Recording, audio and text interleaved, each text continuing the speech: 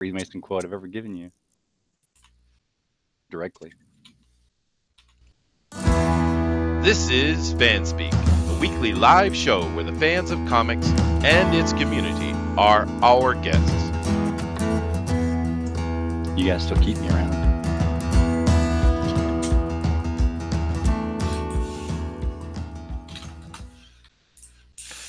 Well, hello everybody, and welcome to the show. Today is a very interesting day. This is our 1 year anniversary. We've been doing this, slogging through this for a year, and I think we've had a good year. We've accomplished a lot. We've made a lot of new friends. We've learned a lot. I know I have. And looking forward to years to come, actually. I'm really enjoying this, and hope you guys are as well. So thank you for all of you being in here with us and joining us for this 1 year anniversary of FanSpeak. And how awesome is it that the actual day, the 7th of September, was actually perfectly FanSpeak. It's almost as if it was planned that way. No, of course it wasn't. But nevertheless, it is awesome you guys are in here with us. Of course, we do appreciate you guys checking all our links out and subs and likes, of course. But we are live streamers, so please share this out to your family and friends and extended community so they know what's going on and come over here and join us. Now we got ourselves a nice little panel light up today, and we have some cool news and possibly even a guest. We'll see how that works out. But let me jump over here and say hello to my panelists. We have returning one of the original founders of FanSpeak, Mr. Thundero. Hello, sir.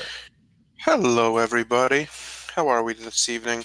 We're doing well. I'm doing very well. It's a beautiful day. I got some coffee. It's a sunny day, and my wife's walking around with yoga on the mind, so I'm always happy about that. You know. Oh, yeah. Watch out! Yeah, watch out. Yep. Yeah. I figured. I figured for the anniversary, I would definitely make sure I was here. Well, thank you. Yeah. I'm looking forward to it. Oh, no, we've got to have some fun, dude. And yeah, and actually, my wife has found a new hobby. It's called jazzercise. It's pretty awesome because there's lots of hot pants involved with those things, man. I'm telling you. Anyway, nice to have you back here, Mr. Thundero, with us today. And of course, we're also joined by Mr. Mulrooney, the IndieCom TV guy and comic book artist as well. How you doing, dude? I'm doing really good. Really, really good. How's it going? As I said, I'm doing quite well. Frisky. I'm glad to see Mr. Thundero back. Jeez, we got, when people disappear for so long, I get a little worried, and I hope they're okay. But I'm glad to see you're back. Wow. Oh, I'm fine. I'm always fine.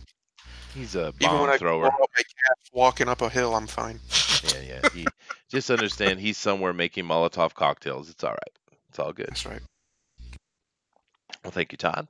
Of course, we are joined, as always, by the Dinale Llama himself. Hey, dude. I'm doing fantastic. It's not raining. We have no hurricane at this moment. Mm-hmm. It's nice and cool. It's not scorching hot like Florida usually does. I'm reading some comic books, and I'm hanging out with some friends, so can't beat that.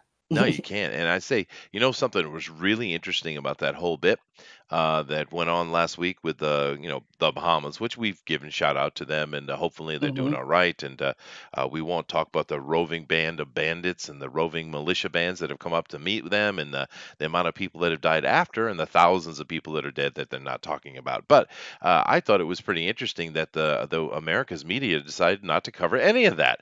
They spent the whole time talking about a damn Sharpie pen in Trump's hand, and Trump and his little tweet campaign got them all talking, all riled up, and they were all rah, rah, rah, rah, rah. No one's talking about the thing that should have been talked about. And what did Trump do during that whole time? The kind of typical Trump 4D chess, as they call it.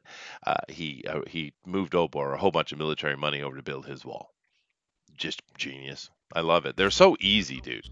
They're so easy. Well, I would just add that he was also the NOAA actually said that he was right about the Sharpie thing. That doesn't even matter. That's not, and he didn't care, and he doesn't care if he's right either. I must have missed something. What happened with the Sharpie thing? Well, basically he said that there was a Sharpie that extended the radar to show the range to Alabama, and that Alabama would be in danger of the hurricane. Oh. And the weather service said, no, you're wrong and correct, and the news media ran with it until the NOAA came out and said, no, Trump was right, and Alabama was in danger for that moment. When Yeah, he talked depending, about it could have went that direction is all he was saying. But I Yeah. mean, it's not but he didn't even do that intentionally. It was just something that happened, right? And but because the media picked up on it, he just played it as he always does. I mean, he does it all the time. They're so easy to lead around by the nose. I mean, that's why Trump looks younger. He's just having the time of his life, man. Yeah, I saw an article where they said something to that effect. They said, Trump for some reason doesn't seem to be aging in office, and I said he likes it. He's having fun. He's having a good time. Yeah, he is. Yeah, he's used to power. He's been powerful his whole life. That's true. That is true. But it's just funny because I mean, literally what was going on in the Bahamas was something that everyone should have been talking about and paying attention to, but the American media couldn't help themselves, right? Because they're so damn broken.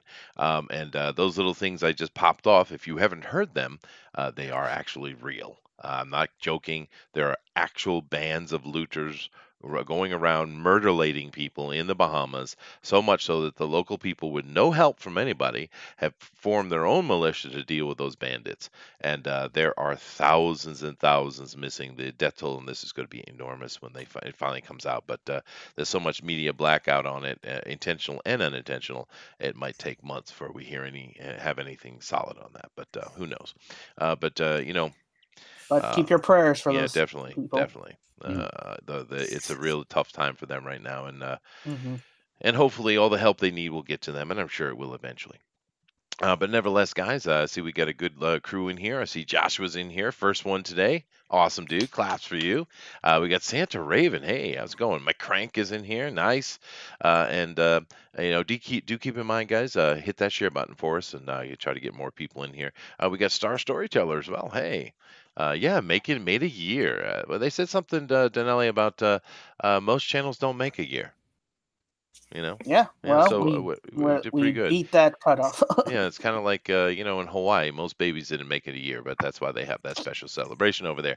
But one of the reasons we made it this year, you know why? It's because of the chairman, and it's because of his address. Mr. DeWolf, please. Yes. Oh, well, of course.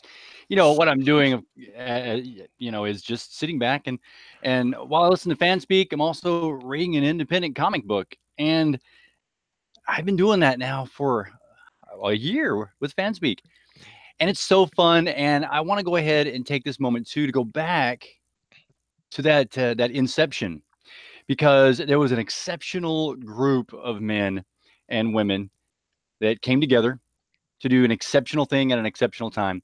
And that, of course, is create FanSpeak. And why we did this was because of Comicsgate. We saw Comicsgate, and we saw what was going on with the creators and how fun all this was with them doing live streams, and there was so much interaction with everyone.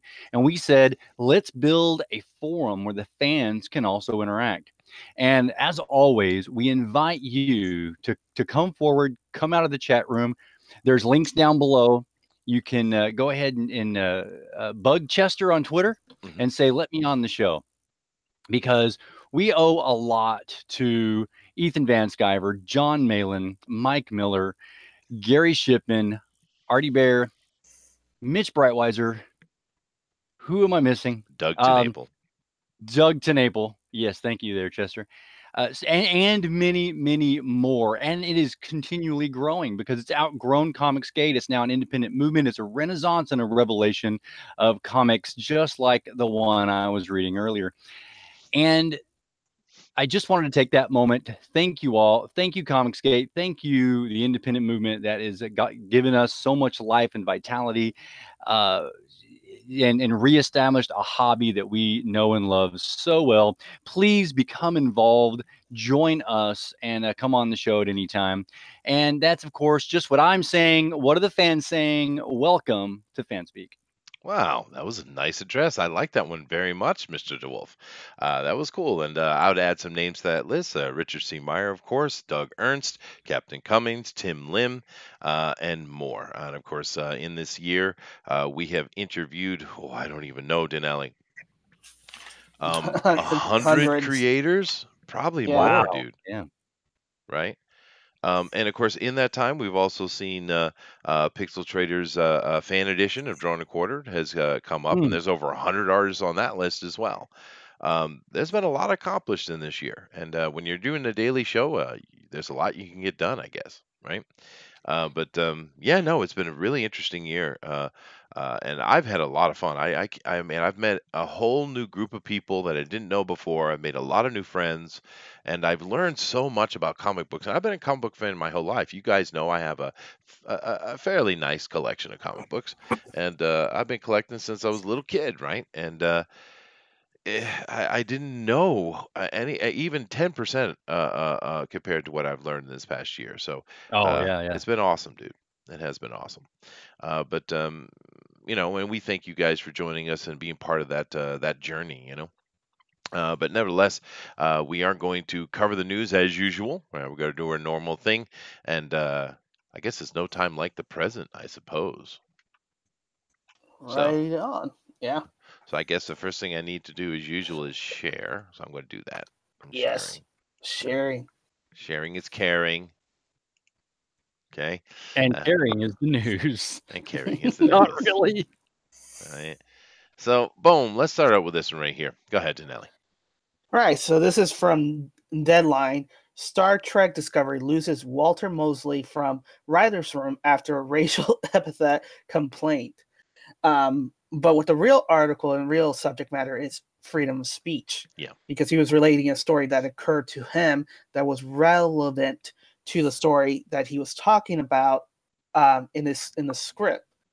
And since we're in a culture, cancel culture phenomenon that's experiencing, somebody told HR that he said the N word, and they talked to him, and he knew where this was leading to. So instead of just taking the BS from STD, he said, "No, thank you. I can leave. I'm my own person. You can't silence me." Yeah. And do keep him. Story. Yeah, and do keep in mind this is actually an old story that has kind of resurfaced. He actually left before the show even aired. So we're coming into season 3 now. So this is a couple of years ago. The story's coming out of, and it's just kind of hitting the headlines now, I guess. But it is interesting because supposedly this Mr. Mosley here is a black fella. Okay. And I guess that's relevant to the conversation. But then again, we've noticed in this as things are heating up and this the insanity of the progressives are getting more and more palpable, that where people who used to be safe are no longer safe, right? We're even seeing them devour their own leadership. I mean, we had the counter something or another, which is one of the leaders of the SJWs. They totally cancel cultured him straight out, or her, I guess, whatever you're supposed to say with that. I don't understand. So wait a second. He was relating a story that had social relevance because a lot of things they do are about that. So it had social relevance to the script that they were writing and working on, and so he relates it to them, and he gets in trouble socially. Yeah, he was talking about the cops out in Los Angeles in the 60s. He was relating a story that he had experienced, and someone was offended because he was just speaking frankly and saying what the cop said, and I guess the N word was part of that. And someone went and complained, and he was like, "I screw this," He's supporting. I mean, he's supporting the notions that they're talking about, and yet, since he just said that in conversation, then too, they're offended by it, and he's got to go. Wow, it's just eggshells. Yeah, and I bet you a lot more of it. He was probably hired because this guy's been around for a long time. He's written a lot of stuff, and he was there for his experience. But I think one of the things that was coming back on him was that he's older. I think that was probably more important to them than him being male or anything else like that. It was simply the younger people, because that's what we're seeing. We're seeing a lot of these younger people are involved. And of course, the problem with younger people is they have no experience. They haven't honed their skills. They haven't learned any life things yet. And therefore, they're not as good as they will be. And I think that was probably the main issue with it more than anything else. But yeah, like I said, this is an old story, but It is an interesting one because, just like with Dave Chappelle, right? Dave Chappelle Mhm. thing is in the news and everyone knows about it. I haven't watched it yet, but I'm going to. But it seems that his new comedy series on Netflix, his stand-up, is quite good, Yeah. which wouldn't surprise me. I don't think I've seen Chappelle do a bad thing. Actually, he's pretty good at what he does. And of course, the critics are bombed him out, and it's just a horrible, horrible thing. That it's got like a 98% from fans, right? But it's typical stuff. 99. So, well, 99. There you go. Well, I mean, just the Yeah. point being that he's a black dude, but that's no longer protecting them, right? Because it used to, right? Because rappers and stuff will get away with murder, 2 years ago, right? But not now. That's a poor choice of words, Chester. That was a precise choice of words, as usual. Oh, okay. Yeah, okay. Right. But the reason why this news came back is because he wrote an op-ed in the New York Times.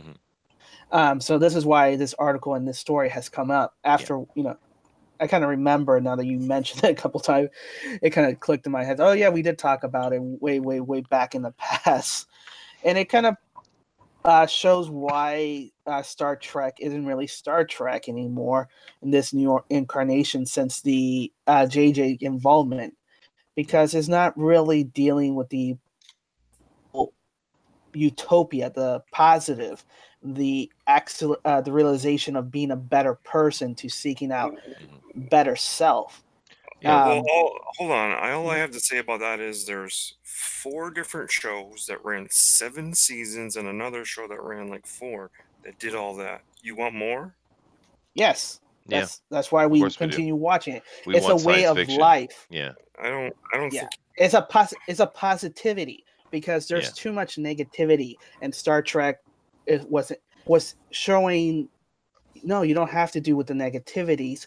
Here is positivity. Here's where you can go forward to improve yourself. And that's why a lot of people gravitated to Star Trek. If you want the same story, then don't call it Star Trek. Just show another show and be done with it. Because that's what it is. That's the reason why people are railing against Star Wars, because it's just another tentpole. It kind of dawned to me, you can't keep. You have to eventually do something different. No, you don't. Just don't do it. No, just don't do it. If the story is done, then don't continue it. If you're not willing to invest into the characters, into the brand, which that is the brand, mind you, then don't do it, because you're not gonna.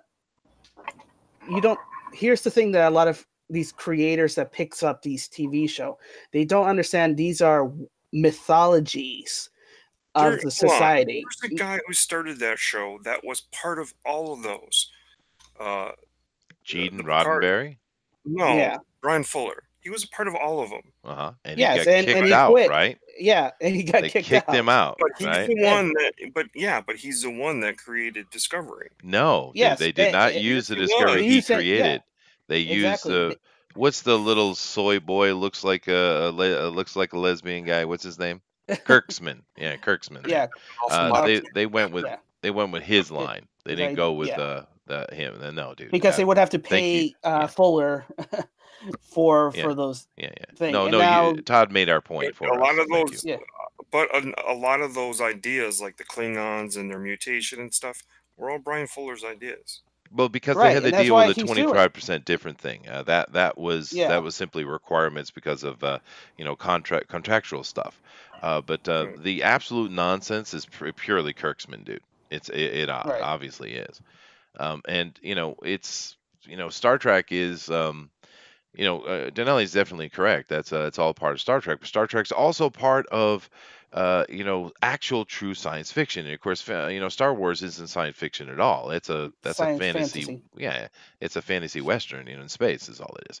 And they totally missed that point. And with Discovery in particular, it's kind of akin to, a lot of us are older here. We must, I'm sure a lot of us remember the old G.I. Joe cartoon, right? Well, it's like doing a G.I. Joe cartoon, but instead it being from Cobra's point of view. That might be interesting.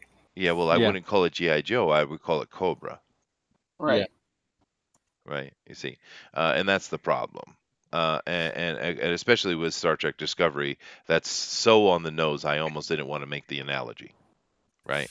So it's kind of like I was saying pre-show.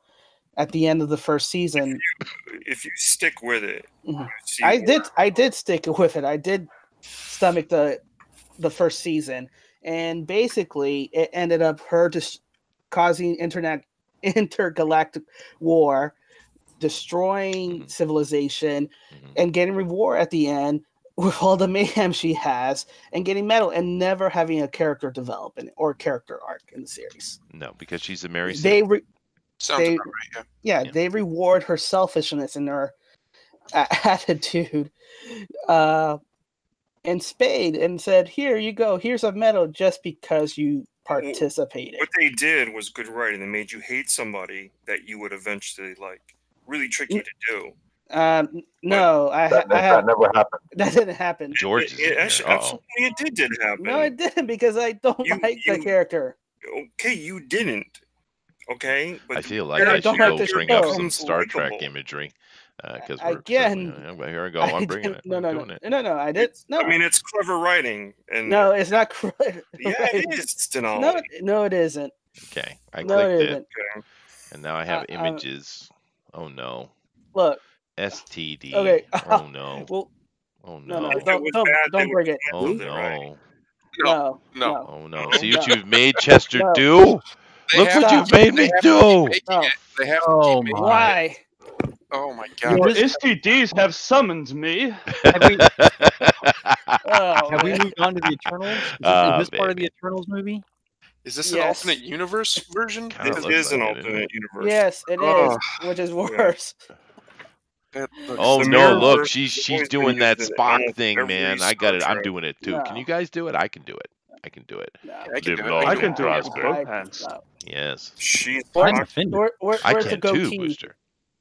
They forgot the goatee. I guess that's the 25% difference. No goatee and it's 25%. Here's the problem with Discovery. Is just like Abrams and a lot of it's not Star Trek. It's not Star Trek has a formula. Yeah. It has a mythos. It has an ethos. All of it. It's one of the most brilliantly constructed universes of all time, in fact, because you can look at it and within 10 seconds you know what you're watching. That's right. Even if they're not uniform, even if it's a totally different actor you don't normally recognize, you look at it and you get it. It pulls. That's how well known it is. And these are not it. Mm-hmm. That is not it. That doesn't look anything like Star Trek. That looks like a very bad fan cosplay of Star Trek.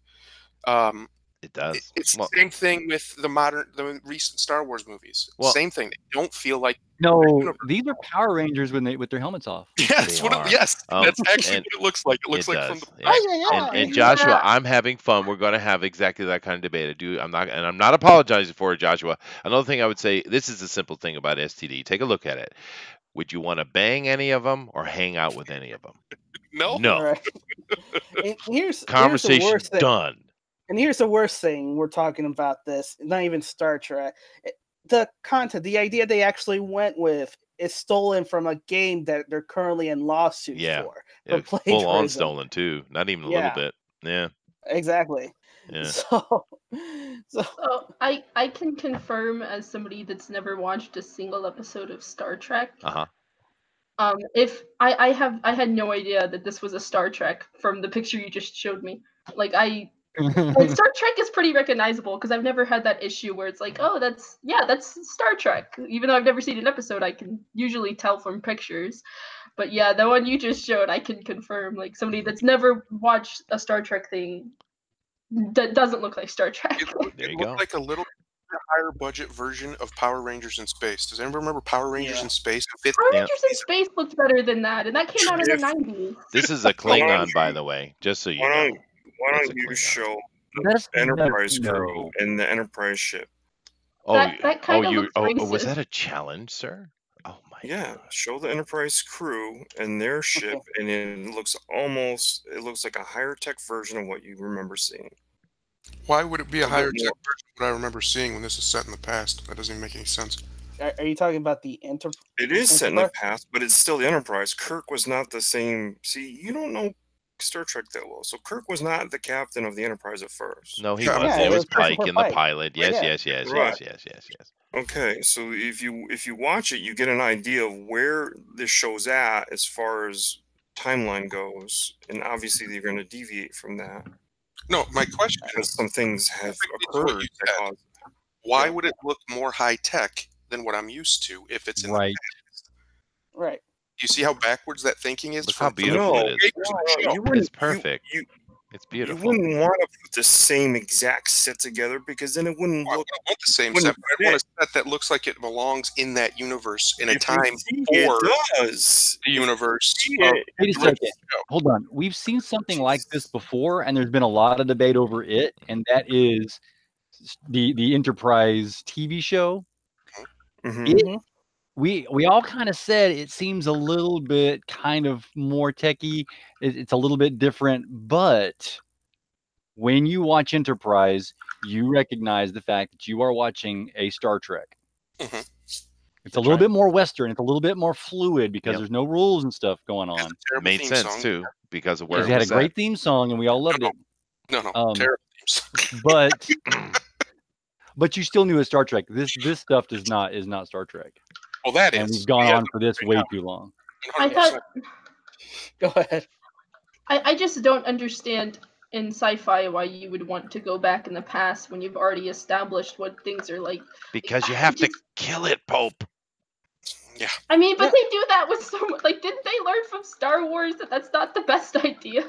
No. Like, it's not just me that thinks this, right? No. Destroy the culture, Pope. Come on. You gotta destroy it. Yeah. But it's weird because then you kind of mess up the sci-fi element of it because it's supposed to be futuristic, but you've already seen what the future looks like. So how are you supposed to update things to look cooler and stuff when you're in the past? Because then it just doesn't make sense. Discovery is a completely different ship that runs under a completely different model. Well, So, we do have to move on to the next story, and Yeah. I'll just sum this up really quickly. Todd's wrong. Next. There you go. So, The guy who watched 2 episodes told me I'm wrong. Well, yeah, I don't well, have to take and hold on a second, Thunder. Yes, I saw 2 episodes. You are correct, and I chastise myself daily for it. Flogging is involved. I don't know why, Thunder. Why doesn't he pay attention to this show? Why would you challenge me? Apparently. It's a dangerous one. Let's move I'm not even on. fired up yet. God, dude. I know. All right, here we need go. more- we need to I'm get doing to- this one. I'm doing this. I'm going to Go- do this go one, ahead. Dinale. Go I'm doing ahead. this Go one. ahead. Here we go. Go This is from ahead. Deadline. Haley Which Atwell one? joins Are cast you of doing- next. No. Haley Atwell joins cast of next Mission Impossible movie. And the first thing that came to my mind when I looked at this article was, why is Jim Carrey wearing a wig? Oh, Ouch. no, that's Ouch. unfortunate. That is Oh, unfortunate. that is not a good photo of the girl. No, it's No. not. No, that's It's not. yeah, Because she that's- can be quite attractive, and she has Yeah. awesome boobs. I do not trust anything you say when it comes to women. You do realize that. You have impossible standards, Chester. You're such a mean, sexist. She would actually make a handsome man. But she's not Just- Right. Now I'm being Great chastised rat. by Joshua. People can have opinions, Chester. All right. Now, this is one of Dazzler's favorites. She just loves Haley Atwell in Agent Carter, and so That's I who think she is. Yes. Yeah. yes, she's Agent Carter. Shame on you, Chester. So and You she did a fake great geek job. girl. She does a great job doing the heroic kind of action-packed, and yet smart character. So I'm looking forward to it. Well, she's got a Awesome. cute name. Oh God, you're right, Booster. She is. Oh yeah, she's got some bobs. Hold on a second. What'd I tell you? Hold on a second. I'm doing an investigation. Give me a moment. You see? Oh boy. She might have a very tragic smile, but if we just cover that up a bit, we can work with this. Yeah. Okay. This is the photo. I'm gonna see if I'm gonna make this full screen here. Hold on a second. And when you Hey, there we go. Oh, We there we zoomed go. in. Okay, all right. We're investigating. Enhance. of All right. actors and actresses, Okay. she gets along well. She helps to propel the plot forward, and she's I think she's one of the better actresses that we have currently out there doing the media that we know and love. Well, that's a very unfortunate photo then. Yeah. Even Captain America missed those titties. So much that he betrayed all his values. Yeah. Move it forward. Yeah. But all right, no, I don't know her very well, but this is not much news as far as I'm concerned. Mission Impossible, cool. If it's got Tom Cruise, I think it's going to make money. But yeah, hopefully she'll be good. It is funny though, because we're going from talking about her and this very unfortunate picture and this much better picture. Hold on. No, hold on. Okay. Let me just say this. It's possible because of her acting ability. From my perspective, I think it's possible that she could take the lead in the next Mission Impossible movie. How dare you? I don't know. Okay. Yeah, well, it's the way the world's going anyway. But to reiterate, let me kind of do my run up to it here again. This picture, much better picture. Problem. There's a bit of a problem here. Hold on a second. Hold on. I'm gonna come back. Hold on a second. Hold on a second. New poison ivy. What's going on? What is this? No, Dinale. So from Cosmic Book News, they're putting up this rumor with they're taking this rumor from another website. We got this covered that Rihanna is being considered maybe as Poison Ivy for the upcoming Batman slate. Because she's known for great acting roles. Yes, and other things. That's right, Pope. And but of course, redhead, black girl. Prestigious role. Makes a sense. Very prestigious role in a Battleship. Yes, very prestigious. I remember. Yeah. You all remember her role in the Battleship what is film. This weird fetish Hollywood has. They take redheads and turn them into black people. They do. Why? Why is it always redheads? It's over 40 by now. You know that. It's pretty interesting. It's crazy. It is creepy. You know something that's and I'm not going to knock on this because it's not made for me, but the new Nancy Drew trailer came out, and at least there's a redhead in that. At least they kept her redhead. They didn't taint that. But that's like feminist sacred ground, so I don't blame them. And I'm not knocking on that because it's not made for me. That Nancy Drew is for girls. That's the whole damn point of it. So it's all good. But I'm glad that Nancy Drew wasn't turned into some Jamaican Bahamian Bermudian thing, whatever. But I think my main thing is I feel a little bit bad for Rihanna because her body is so not sexy. And let me just make a comparison again. Okay. Going back. So it's interesting though because we're talking about this and we poke a lot of fun, but I want to look at this from a writer perspective because if you're a writer and you want to create a character that is about poison ivy and it's a plant, so it's green.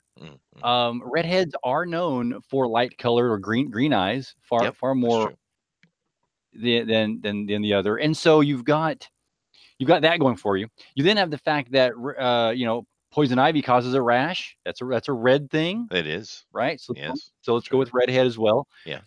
And then you throw in the red hair works well with the color green. Poison ivy's green once again. And so it kind of works good as far as character concept. This is DC. You really think they're gonna paint her? And Ginger's a plant, while ebony is a mineral. It is, dude. That is true. That is very true. And so I do have a question though. Why is she wearing a quilt? And isn't this Japanese appropriation? Isn't she appropriating Japanese culture with this kimono draped off of her like that? But back to the original question. Why is she wearing a quilt? Pope, she's wearing a quilt. Look at it. Look at it. Well, you're the woman here. You're supposed to be in charge of fashion. What's going on? I just don't think. I think people have beat on Rihanna enough. Oh, okay. I don't think we need to continue. True, and she doesn't seem to be too much of a troublesome person either. She's just so easy to pick on. Poison ivy. Yeah, she just gets hit after hit. And actually, it's interesting that Booster decided to go with the battleship quote. Yeah, but I would actually go with Valerian. Would have been a better quote, for her acting abilities. Although both of them were pretty bad. Did you see her in Valerian? No. Oh no, I didn't see either of those movies. I don't go to watch bad movies just. So. All right. Well, fine. All right. Fine. Wait, what was that? You don't go see bad movies and you praise The Room. Yeah, my God. The Room is spectacular theater. I remember a few months ago you went and seen a certain movie that has the name Dark Phoenix. I didn't actually go to see that per se, so much as I hurriedly had to watch it by insidious means 2 hours before a debate where I had to argue that it was fantastic, even though I hated it. Were you sailing the high seas? Yaha, fiddle-dee-dee. Avast me, how does yo-ho? Yo-ho! But Dinale, take it away. All right, so this is from Cinema Blend. Basically, it kind of proves everything we're talking about Thor, where the Avenger Endgame writers had to totally retool Thor after Taika Waititi Ragnarok, and there's a paragraph there that I'd like you to read there, Chester, if you can scroll down. Yeah. Just a little bit. The quote here?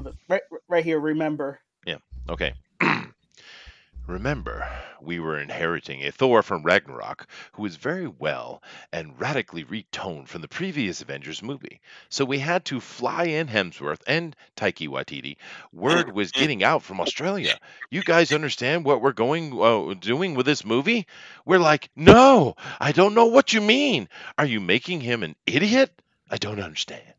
Yes. Oh. The answer is yes. They made him an idiot. Yes, 100%. Well, all right. As the official New Zealand of the FanSpeak team, I hereby denounce Taika of all his naughtiness. He is now a Dave. Oh, is he? Okay. Yeah. We will now refer to him as Dave Smith. Dave Smith. The whitest name I could think of. Okay. Okay. Well, I have given my opinion on this whole debacle. So you know what I'm going to do?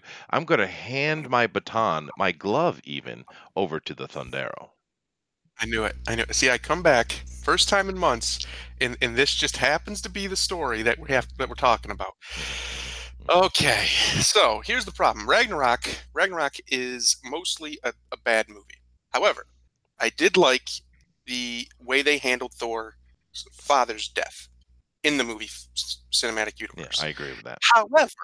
However, I did not like what it led to, which is exactly what he said it would lead to. You made him an idiot. Thor becomes an insufferable moron by the end of Endgame. He is so stupid and selfish and self-centered, he might as well just put that frickin' Stormbringer and jam it into his own head. He's completely worthless by the end of that movie. And it started with this movie because they had to make him a joke. They had to make everything about it a joke instead of dealing with the serious psychological issues he would obviously be having because his sister just showed up and destroyed his whole city, basically. Ruined his whole life. Right. And destroyed Mjolnir, which apparently he doesn't care about, according to Endgame. It's the little one. It's the little one. The little one. Oh, my gosh. The one based on worthiness. That I saw Endgame coming, and I am so glad, because nobody else believed me. I said from the beginning that movie's, I got a bad feeling about this. Mm-hmm. And I'm so glad that it's the end for me, because I do not want to watch them cuck Thor any more than they're literally going to do anymore. I'm done as far as I'm concerned. He died with the rest of his people in Infinity War. It's over. Yeah. It's ridiculous. Well, and it was a valiant battle. In a valiant battle. He almost saved the people, but alas, he could not. He couldn't do it. Thanos was just too much. That's what happened. But boy, did he put up a fight. Yeesh. He did. I thought he was just snapped away. Nope. Yeah, maybe that's what happened. Maybe it was maybe because he's drifting off in space still. That's where he's at. and you guys understand that what Thundera is alluding to is the fact that not only have they confirmed 100% Lady Thor is in the next movie, they are promoting the hell out of it. Matter of fact, I haven't heard him mention Thor, Chris Hemsworth, at all. But they talk about Natalie Portman all the time, baby. It's coming. Your Lady Thor is in the house, baby. Here's the best part about it. Here's the best part about it, because I remember it. When Ragnarok came out, I actually don't hate Ragnarok. I don't think it's a great movie, but it's fine. It's just way too much jokes, and Thor's an idiot. But it's fine for what it is. I actually enjoy it. I enjoy Thor's big moments. All the big moments that he gets are great. When he, gets his power and he shows his power for the first time. Bridge and at the end. Yeah. Oh, that's Ragnarok should have been Thor's Winter Soldier. The cinematography of it, it should have been a huge epic story. It should have honestly been his last storyline, but that's another topic for another day. The cinematography of that movie is spectacular, especially like he was talking about on the Rainbow Bridge. That whole end scene, it looks like it's right out of a painting about Thor. Like it's divine almost, the way they shot it. And all that's great. The problem is I had a bad feeling that it was going to lead to this.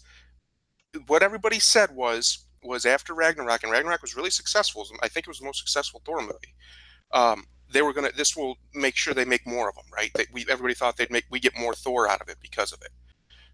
Because it was that was pretty much the last shot, because it wasn't making a ton of money. What they said was that it was fun. It was like Guardians of the Galaxy, not like the other Thors, and so we really like it, and let's have more Thor. Yeah, and now we're not getting more Thor. Joining Guardians of the Galaxy, he's not going to be Thor anymore, I don't think. Maybe he will be in name only, and we're getting Femme Thor. Yeah, we are. That literally nobody wants. I don't care. You want to fix Ragnarok? Let me tell you how you fix Ragnarok. Something a lot like what Thundero just said.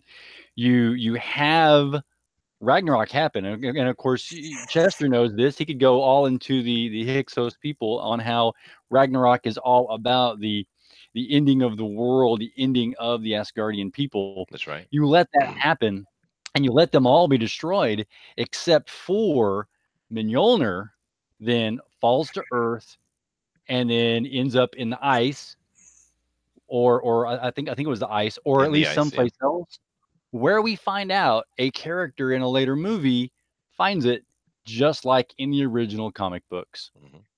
Yeah, well, and interesting, in the original story, everyone's dead by the end, except for the person who died in the beginning of the saga, and of course that's Balder. Balder, who is actually another son of Odin, and he's the one that actually is alive at the end of it, interestingly enough. Honestly, so what do you guys have more of a problem with? Jane Foster having Mjolnir, or Jane Foster being called Thor? Her being Jane Thor. Being brought back into the MCU. Yeah. Jane Foster, terrible character. So no one really gives a shit if she gets Mjolnir and he's with her? Not really, no. No, because that's not how it works. If she does get Mjolnir, she should represent that which is worthy to have it. She's not going to. And that is the problem that many of us believe that she. Natalie Portman's acting range. We have been promised Beta Ray Bill for such a long time that I am so mad that Natalie goddamn Portman, the woman that trashed the MCU because they didn't give her a big enough freaking role, is back in the MCU just so she can bitch some more. No, I want Beta Ray Bill. Give him to me now. No. Amen. Whoa. Beta Ray Bill is a fantastic character. He's a better character than Thor. Give me Beta Ray Bill and make a good movie about him. It doesn't have to be his own movie, but put him in a movie. He's a great character. He deserves it. He's got a stupid name, but the character is awesome. Yeah, no, Beta Ray would be cool. McCrank here says, TFT. He's given a suggestion, I think. There has been a change in the upper elite in Jewish Hollywood, and they have enough influence to remove redheads, and they do so because ancient royalty in Egypt was redheaded. Dun, dun, dun! That must be it. That must be it. We've cracked the code, boys. There it is. And just to kind of wrap this up before we move on to the next subject, we do need to talk about what we're going to do tomorrow, by the way. But just to wrap it up real quick, though, and to make a comparison to something else I watched recently here, the Dark Crystal, the new Netflix series, which I'm going to just say is great. it has a little bit of issues, but in general, it's great. What a wonderful production from Jim Henson Company. But there's a character in there. This is not a spoiler. It was a semi-spoiler. Who does the same kind of thing that Valkyrie does. She's evil, bad, does a lot of bad stuff, and in the end, she does turn back to good. And here's the interesting thing, though, because we see this happen in storylines. Of course, it's a pretty standard idea, but she apologizes profusely for her mistake. She truly, in-depthly understands the mistake she's made and is forgiven for it. Well, pretty typical storyline, right? But yet we have this character, Valkyrie, who was introduced in Ragnarok and then went on to Endgame to be the leaders of the Asgardians, which doesn't make any sense at all, who didn't apologize once for the evil she did and the potentially thousands of people she led to their death. It's curious to me that Disney didn't see any need whatsoever for her to at least minimally apologize for her evil acts. Not once. Oh, what? And we'd have to have a serious tone for at least 2 minutes. And we can't have that, not in our MCU. I'm just saying. No, you can't have women apologize. You can't show women ever being wrong. A fictional character universe where what are you, white supremacist? Realistic people? No. What are you, an incel, Juicer? I guess so, yeah. That is true. Now, the same universe that villainizes women smiling. Yes. Right. That's right. Wow. They're not allowed to smile and be happy. That's wrong. That's what are you doing? You're not allowed to be wrong. That's wrong. What are you doing? Well, this is what we know about that concept. If you brought her forward to where she had to recognize that fact that all these people met their deaths in the arena, and she said, "Wow, this was a bad deal, and I want to make recompense," and go forward out into the universe and right this wrong. That is a huge character development, but they sacrificed the character development for possibly. I think you guys are right. Possibly the fact that you can't show where she was wrong or took a wrong bad action. Even because they could even do that and say, "Wait, I did wrong, but it was for this and this reason," and kind of justify it. They won't even go that far to say that she did this action. Who would like to make that? They can't handle not having a jokey little tone the whole time. They can't just be serious for 2 minutes. They can, though, because when you go to Guardians of the Galaxy 2, they have basically the same storyline with the blue guy whose name escapes me, and he realized what Ego was doing with the children, and he stopped bringing them kids. Yandu. It's basically the exact. Yes, of course. It's basically the exact idea. She's bringing these people to die. Oh yes, it is. Mary Poppins, y'all. And he realized it, and that was one of his redeeming qualities about him. And the end of it was him redeeming himself entirely by sacrificing himself. Best scene in the movie. Yeah. Yeah, and it's one of the best scenes in the MCU, and I don't even like that movie, but that scene, I don't care who you are, you're like, that's beautiful. Yeah. That's beautiful. Yeah, it does. And the whole man being your father, but who would like to make a wager that the next Thor movie starts with Thor doing Pilates? Anybody? Oh, anybody? Oh no. Just kill him, please. Somebody just kill him. Fire Chester now? Where's the worm? Get the big worm in here. Swallow him up, for God's sake. Oh, goodness gracious. Dinale? All right. Oh, well, this is from the Hollywood Reporter. Marvel's Hawkeye series finds its writer with Mad Men scribe. So yay. It's actually, the headlight's a little bit misleading. It's the showrunner. Jonathan Igla is the showrunner for this upcoming Hawkeye film. Or TV series, sorry. Now Mad Men was pretty well written, actually. That was not a bad show, at least from a writing point of view. It's not my favorite type of thing to watch, but I still got to give it credit where credit's due, right? So that's a positive thing, dude. We know what's going to happen with Hawkeye. We know that his daughter is going to be the next Hawkeye, and I think we all agree that if you're going to pass on and create a legacy character, that's how you do that. You don't do like they did in the comics and bring some Olympic archer in, and I don't know what that was going on. It was so stupid. Kate Bishop, who was just, I'm Hawkeye as well, and I'm super good. They never show her doing anything wrong. She's insufferable. It was horrible. I found, one of the main reasons I dropped to Marvel is because of Kate Bishop. Yeah, it was really bad comic. But I hated her. And they cucked out Hawkeye incredibly in that really badly. But in the movie, it looks like they're going to do it a proper way. Have actually his daughter carrying on, which is cool. Which means he's going to die. Yeah, what do you guys? I don't think so. I think he's. Yeah, he's got an SJW hate mob after him. The actor does. But I think he'll stick around for a bit. I don't think they'll kill Hawkeye just yet. I don't know. I really like Jeremy Renner. He's a good dude. Yeah, so do I. But he got he is weird ugly. looking. But yeah. He did not age well. That mohawk didn't help him. He looks silly. What I really wanted out of a Hawkeye thing was I wanted to know what was going on that 5-year gap with the snap. I wanted to see Hawkeye going mad. And hunting people down in John Wick style. That's what I want to see. I'm never going to get that. Because that 2 minutes of Endgame was the best part of the movie for me. Where he's like, my family got the snap. I'm here for you. That was cool as hell. Yes. And how many times we could watch him doing that where he shoots one way looking another? That'd be so awesome. Mm-hmm. And he was Ronin at that moment, though. Yeah, that's what I want to see. Yeah. Ronin movie. But who knows? It sounds like the writer is pretty good, I guess.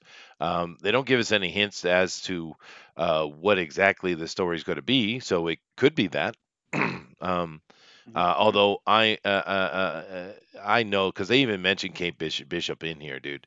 I know what they're going to do with it, and they introduced that in the end game with the daughter. And I'm happy that it's the daughter and not Kate Bishop, which kind of worries me that they even mentioned Kate Bishop in this article, dude. Kate Bishop is the friend of the daughter, and she said, "I'll be the Hawkeye." Maybe, for y'all. Yeah, because they're saying that's what it is. He's going to train Kate Bishop. Why would you do that? You already set up the daughter. What's going on here? I mean, unless they say the daughter is Kate Bishop, but I don't remember her being called Kate. No, and why would she not have her father's name? Yeah, because this article is saying that's exactly what he's doing. It doesn't make any sense to me, though. Goodness gracious. Oh, geez, whatever. Can't get any. No, there's no happiness. I'm moving on. I don't want to talk about it. I'm going to get upset. I do. Go ahead, Dinale. I do. Gus Free hints that Star Wars Disney Plus show The Mandalorian will have political messaging. Wow, you mispronounced his name horrible. His name is Giancarlo Esposito. Giancarlo Esposito. Yeah. I deliver the tacos. I do. Yes. Yeah. Badges. Oh no.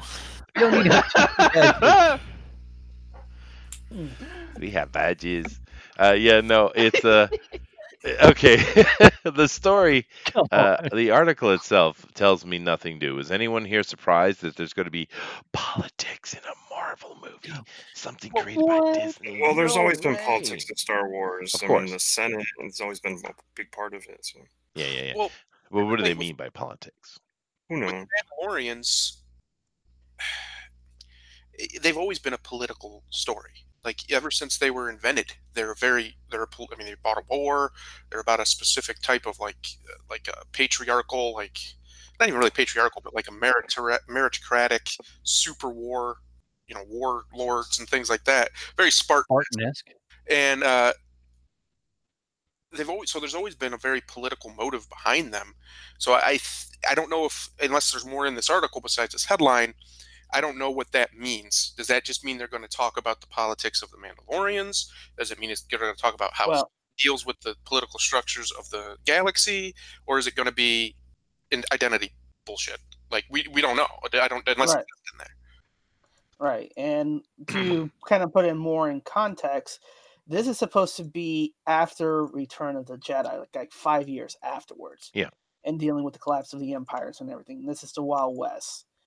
So, and one of the political messaging is people wanting the empire, even though what it represents, being the evil empire, maintain security. And when they mentioned that, I kind of had that bad feeling, goosebumps, saying, "Oh boy, I see where they're going to go with that." What? Yeah. Let me read it so you guys can understand what he's trying to say to you. No way. Yeah. And Esposito, he is woke for sure. Here we go. Let me read this for you. It's possible he's an antagonist. It might be better to have Booster read this in his best Speedy Gonzalez. You want me to do a very racist accent, do you? Yes. But all right. Just keep in mind the second paragraph is really where you need to get in depth and serious. All right, go ahead. I have to get very serious, do I? In the second paragraph. It's possible he's an antagonist. He's a bad man. He's a cabron. He was someone who was very high up in the Empire years ago. Very high up officer. He's kind of an imperial remnant of that time. Started to turn Indian. Kind of a remnant of that time. Go ahead. Our empire fell. We have all of the marshals who are given different areas of top in. Oh my god, I cannot do English. I do not speak in class. But I know my character, Moff Gideon, has our ideas. He could be a savior. I do not think so.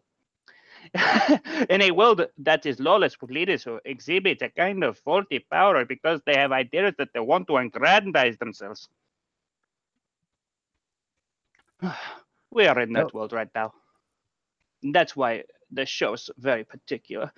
At this time in our history, yes, it's entertainment, but yes, it's also enlightening in the way that we are all struggling with the moral boundary. Do we accept or do we not accept? Now, it's very interesting there. No! Thank you very much for that, Booster. A very, very good Speedy Gonzalez.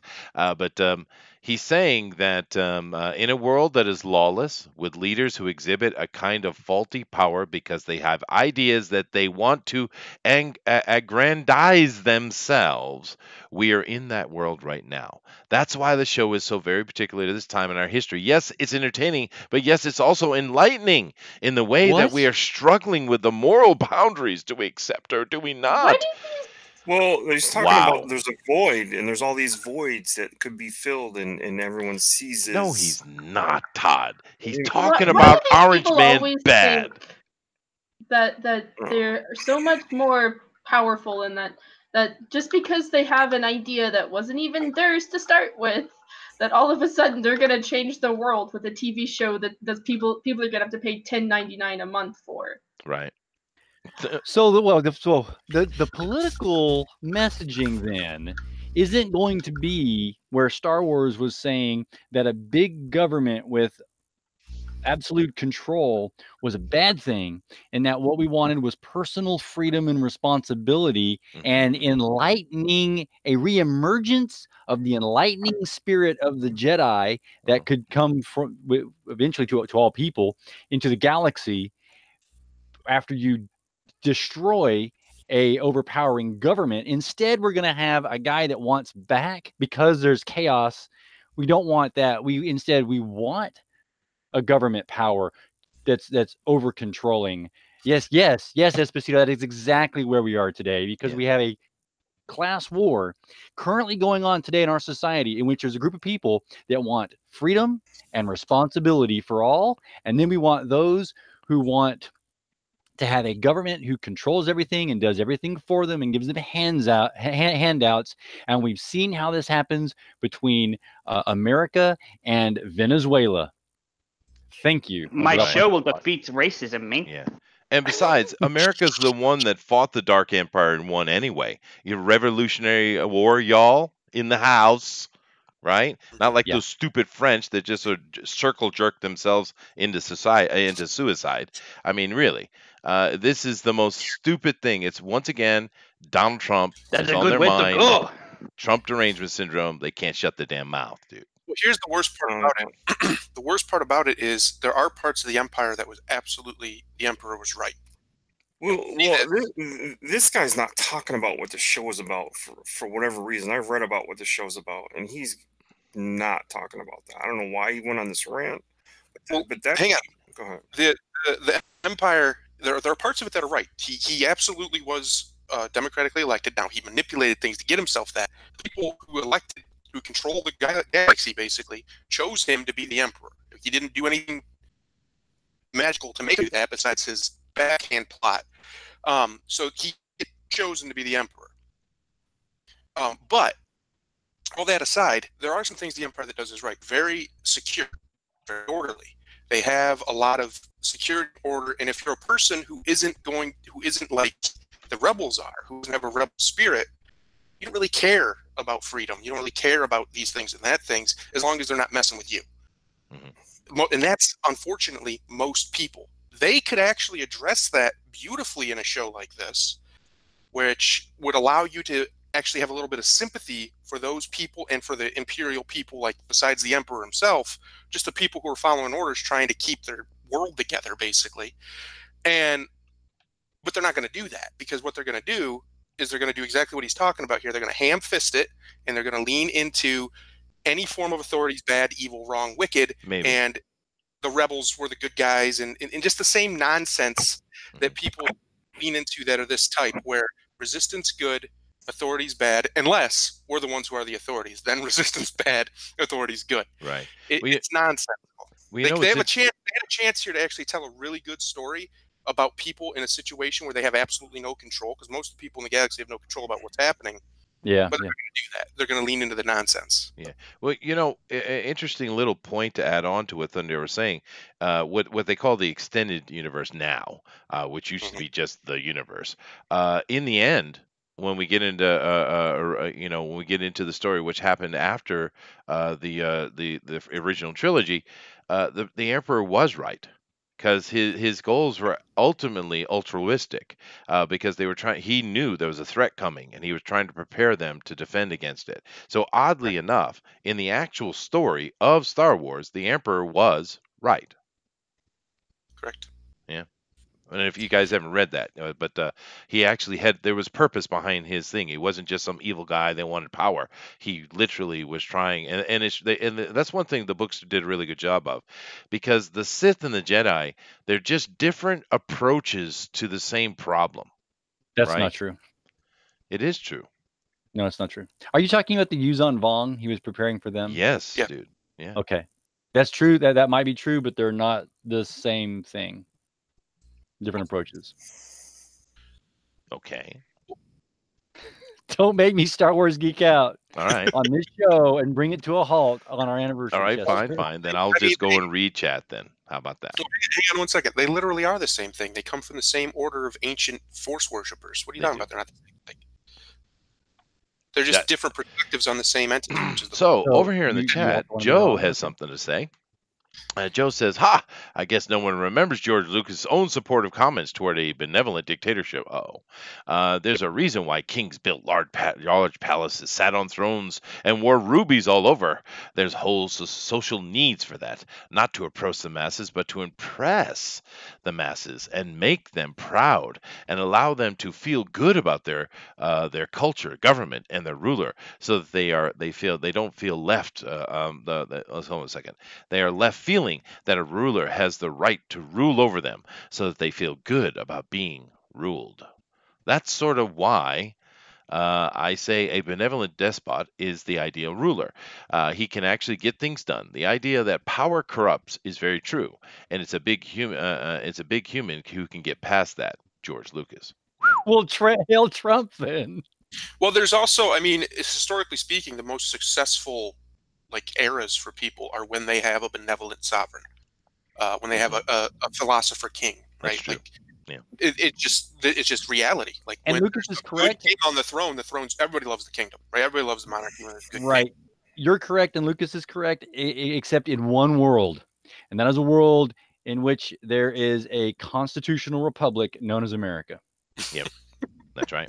I don't know, man. There was a lot of people, and there's still today, who would absolutely love a good ruler. You're right. They're trying. They want one. They don't have the to fact think. is, America still exists. They'll just tell them what to do, and they'll do it. Yes, they want it. Jackie Chan thinks so. Yeah. He does. All right. Well, that's our last story of the day, and I'm not going to let that go any further, because damn, that'll get dark. But let me come back over here to the chat. And look at the crew that showed up today. Wow, look at that. We got Booster in here. We got DeWolf. We got Dinale. We got Todd. We have Mr. Thundera. We have a Pope Fire who has been here Wow, you made it more than 30 minutes. Good on you, dear. I'm so proud of myself. That is awesome.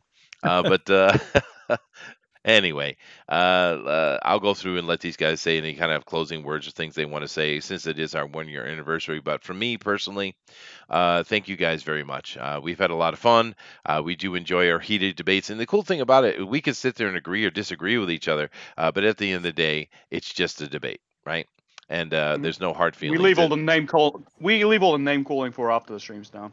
Well, that's right. That's right. Well, you know what I mean. I mean, it's we used to be able to just talk to each other and have disagreements and still be friends, but this is not what we have today. But we have it here, and really happy that you guys come in and share your thoughts and ideas and be with us for a year.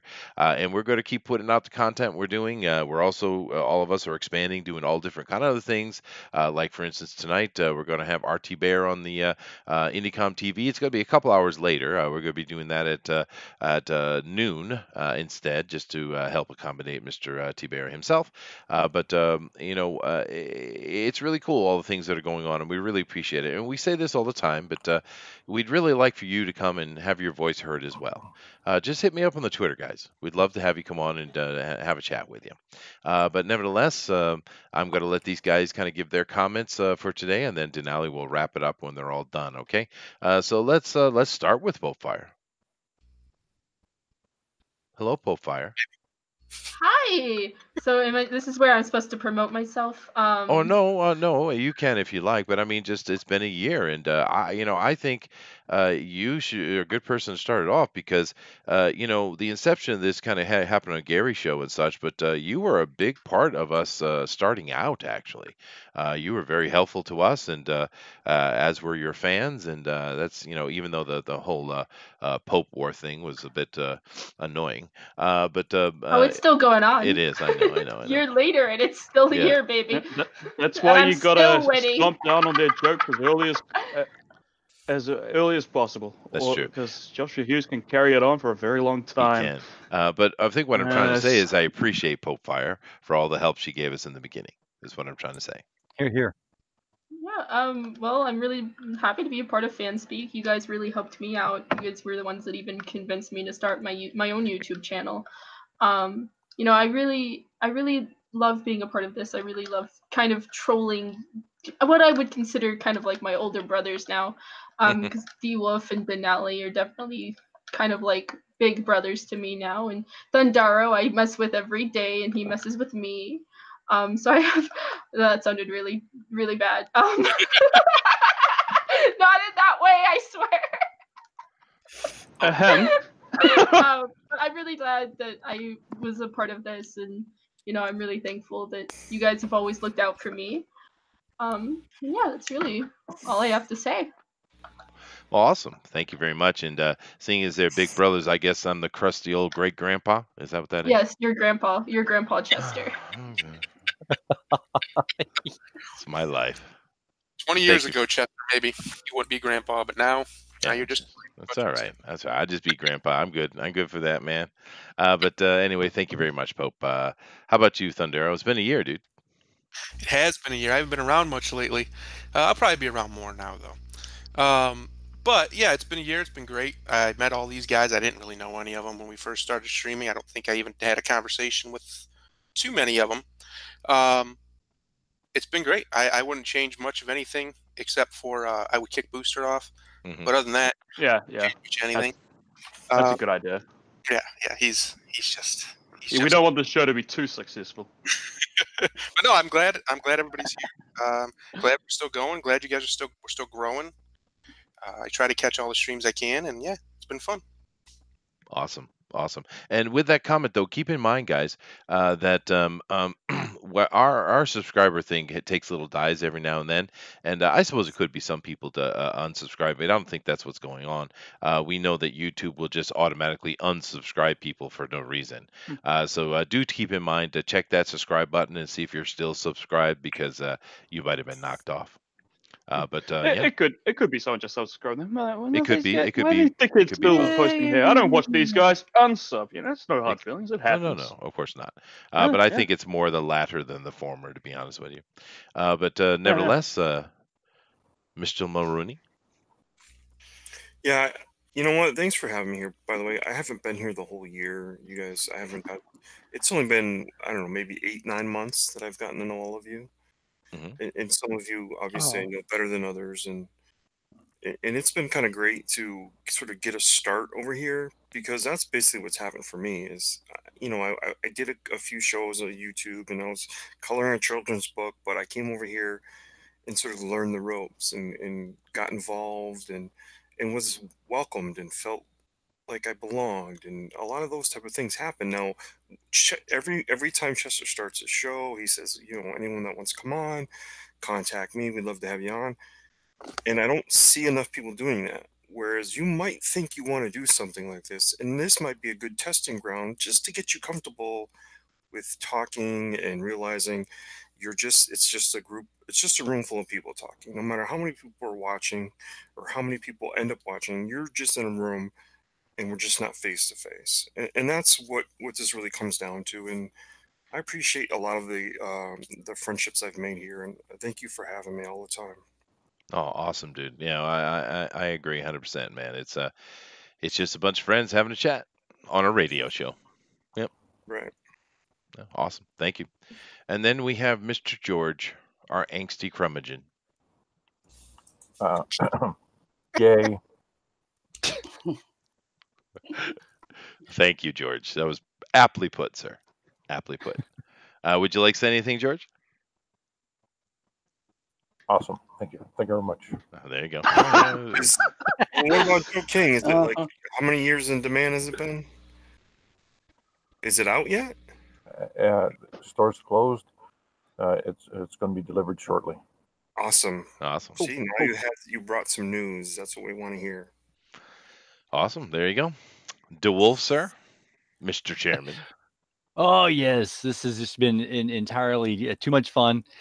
And we have met a lot of people. We've met so many, artists and writers, creators. Little did I ever think that I would ever speak with, the guy drawing worms. That's just too awesome. And all those other people that we're able to interview. It's just, how often can a bunch of fans actually speak to the people doing the work that they enjoy? And that's what we've done here. And we've made that, not just for us, but for all of you. And that's the important part here, that FanSpeak is not just about us and getting to have fun with each other and meeting all these different people. I've met so many different people. I'm now my group of people that I call friends has grown so much more through technology, internet, from a guy that's in Japan all the way to Florida and the East Coast, West Coast, everywhere in between, so that I can share ideas, information, and and what happens eventually is you get involved. So I'm currently doing that. I'm involved. Look forward to a comic book coming out possibly over the next year. And because what happens is as we keep talking about these things, we kind of decide, well, if we want to see it, why don't we do it? We've heard that over and over. That started in the Comicsgate vein. So we're also doing that. I know Dinale is going to probably mention the same thing. And it's just been a great year, life-changing year. And I appreciate it. And we have so much more in the future to look forward to. Thank you, listeners, and thank you, panel. Sweet. Very nice, dude. Well said. And then, of course, over to my most favorite, oily, flightless bird, Mr. Booster. Hello, boys. How we doing? Do you guys recall what our very first video was on this channel 1 year ago? Yeah. What is Comicsgate doing wrong? And people didn't even want us to discuss that topic. Do you remember that? There were some people that thought that the idea of us even discussing what the thing could be possibly doing wrong was just a bad thing to discuss, because we had generated such a sycophantic aura around the whole thing. I should go and watch that video again sometimes because it's aged like fine wine, gentlemen. It has. Okay. I just thought I'd get that out there, but it has been a great year, and not to mention that my speaking skills since then has gotten so much better because I was a very shy little bub. You know, I don't talk about this much, but I do have I do suffer from extreme anxiety issues. Yeah, I can be an anxious little thing. I am prone to panic a lot of the times, and I just freak out over nothing. But I try not to showcase that too much on this stream. But speaking to random peoples and just in this atmosphere is it's helped me more than any amount of therapy or medication has in my life. Awesome, So dude. thank you. Well, friendly ribbing is a good medicine for that kind of thing, dude. Opposed to people just being mean, right? So, but no, we're absolutely happy to have you here, dude.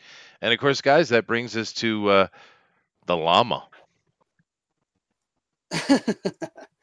Well, can you believe it? It's been 1 year since we started, so I can officially say end of season 1 of FanSpeak. That's right. Better than STD. Yes. Almost 365 episodes in the can. Yep. Almost. So get ready for season 2. It's going to be an amazing second year. Todd's been saying, you got a lot of project connected to FanSpeak that are coming out. You got a lot of people going out and doing what they're saying. You know, we're not waiting for other people to do it. We're in this wellspring of creativity and inspiration that we're actually looking to do things, to engage, to participate. This is, you know, one thing that was kind of struck me was that there was a lot of saying that the convention has been dying down. Not a lot of people are going to convention now. And my train of thought is no, the convention hasn't died down. It's just moved location from being a physical location to a digital location, which is we are actually in a convention of our like-minded peers that, you know, every day it's like being in the convention, talking to guests, talking in panels, talking about every subject talking about pop culture and everything that's going on with the world, politics and everything. It's a year-round convention that just doesn't stop. And, you know, it's always amazing when we get these special guests, you know, from the small creators to the big name creators. They are always giving insight, input, knowledge. So each day, each show, we try to leave you with a little bit more awareness of the world, a little more intelligence. So you can use that tool, you can use that resources to improve yourself, to better yourself for the next day, and to connect with people. And that kind of got me on when, you know, Chester asked me on Gary's streams, like, hey, you know, I'm thinking of connecting with people and, you know, just talking and shooting the breeze, so to speak, because me and him, we actually first jumped on Gary's stream to help Gary out with that. And that was the thing that kicked it off and say, you know what, we have a purpose of helping people. And we can do that by just talking and showing the ropes and learning. You know, when we learn, you learn. And it's something that I said Gary a week ago when I jumped up on his stream, and I said, what's amazing about this year is I'm creating a lot. And there's a new appreciation to the art of creation, to the art of comic books, to the art of filmmaking, to the art of script writing and television and all these arts work. You get a new insight of everything. And that's deep in my appreciation of everything. It's a way of life that, you know, doesn't come around with it. And I hope that everybody who's listening and who will listen to the future will continue on with this journey with us as we continue on. Wow. Very well said. Speaking about public speaking, leveling up, Dinale. Really good job, dude. All right. Well, take us out of here, man. All right. Oh, we still haven't decided what we were going to talk for tomorrow's show. Oh, that's right. What should we talk about on TFT tomorrow? Chester. I had a good idea. Okay. But it may be too dark. Never mind. Well, no, go ahead. Go ahead, Pope. I sent it to you last week, actually. The John Benet murder. I thought that was kind of interesting, and that would be fun to talk about. The Jean Benet murder. I don't know if I said that right. Yeah. No. Yeah. The girl. Yeah. And how the media, because there's like a lot of stuff that the media did that kind of messed stuff up, as well as the police officers and other stuff that I thought would be very interesting to have. Well, that would be kind of tight notice to prep on that, but we could do maybe more open-ended and let someone like yourself or other people who know more about that. How about we just talk about celebrity children? Yes, that's a beautiful idea. I don't go to those though. Those always scare me, and because I still have nightmares about the Mona Lisa one. Oh right, yeah. Yeah. What do you guys? I always get pretty bad nightmares about those. Yeah. What do you guys think about celebrity children? Yeah, I think it would be apropos considering what's happening in the news. Oh right, yeah, that's true. With that, yeah. Yeah. So okay. Yeah, cool. Let's talk about celebrity children. Celebrity children for TFT tomorrow. Everybody prepare. Get ready. All right. Take us out of here, Dinale. Before we go, I wanted to say one thing, and it only sits because we lost him within this year. Onwards and upwards. For us, Excelsior. Excelsior. He died last year. Shut up, Booster. We lost him within this year. Listen, you stupid Kiwi. I'm sorry. Of course. And it's perfect. As always, your perception shapes your reality, so always make it a good one. Namaste. Namaste. All right. Later, guys.